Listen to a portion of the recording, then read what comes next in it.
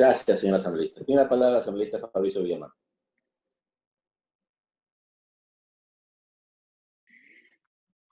Gracias, presidente, colegas, ministro, buenas tardes con todos.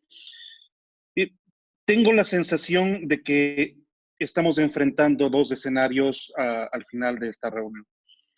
O establecemos mecanismos para la conservación de la institucionalidad y buscamos una salida conjunta, o simplemente no hay acuerdo, y en función de no tener acuerdo, quien podría ser el gran perjudicado es la República del Ecuador. Ministro, quiero decirle que no es el momento para sembrar dudas. Hay dudas respecto de qué es lo que ha sucedido con las relaciones de uno de sus viceministros. No es bueno tener dudas tampoco respecto de la honestidad de quienes presiden el Instituto Ecuatoriano de Seguridad Social.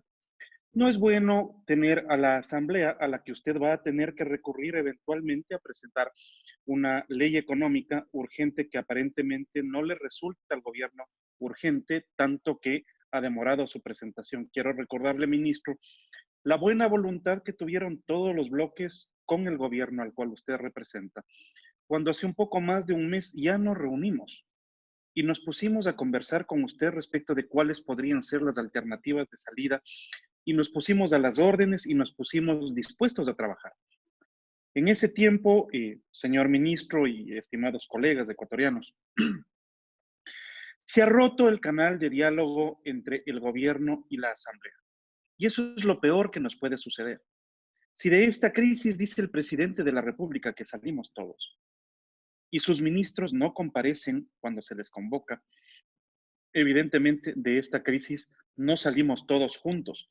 Y cuando el gobierno intenta plantear algo sin que se lleguen a consensos, evidentemente esta es la respuesta. Que se encuentra usted, ministro, en un momento en donde en vez de que podamos establecer conjuntamente mecanismos de solución, todo el mundo más bien está pensando en cómo deshacerse del ministro. Tengo la sensación de que habrá tiempo suficiente para conversar sobre si es que tiene sentido o no el juicio político al ministro de Finanzas y sobre las razones sobre las cuales este juicio tenga que versar.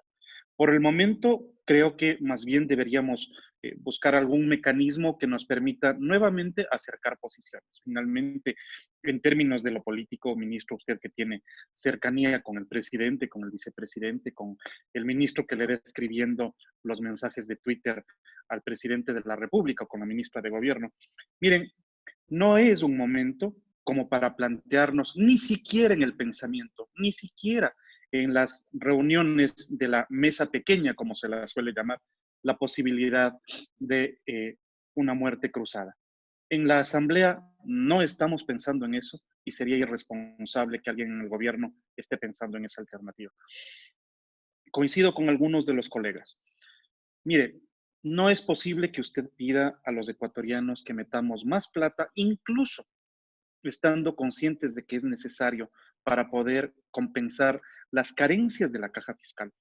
Cuando usted no plantea una alternativa, por ejemplo, respecto de TAME, hay que escindir la compañía.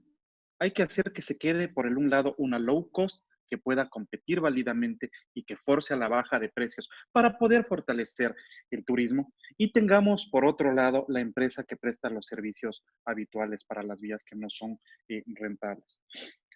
Mire, ministro, varias personas se han pronunciado el día de hoy respecto de la necesidad de establecer una mesa de trabajo, un consejo consultivo. Cuente con la Asamblea para establecer nuevamente los mecanismos para poder conversar.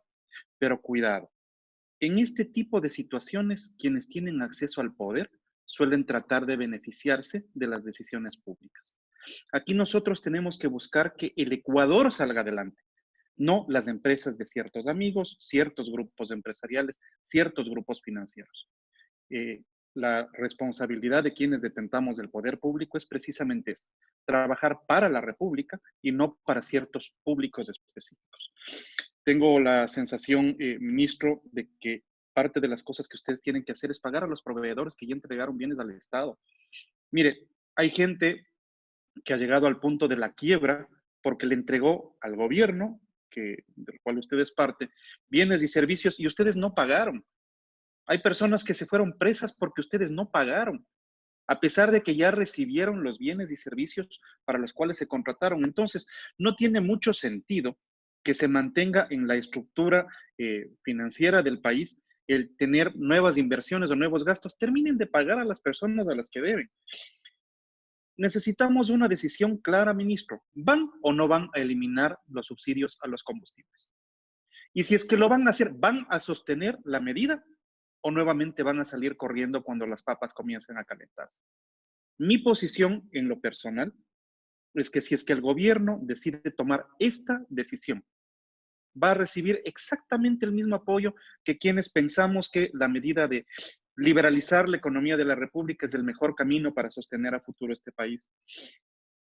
Creo que debe plantearse en la ley que algún rato tendrá que llegar, ministro. Ojalá, una vez que ya se han tomado más tiempo del que se debía, ojalá se Un tomen minuto. un par de días más. Gracias, presidente, encantado.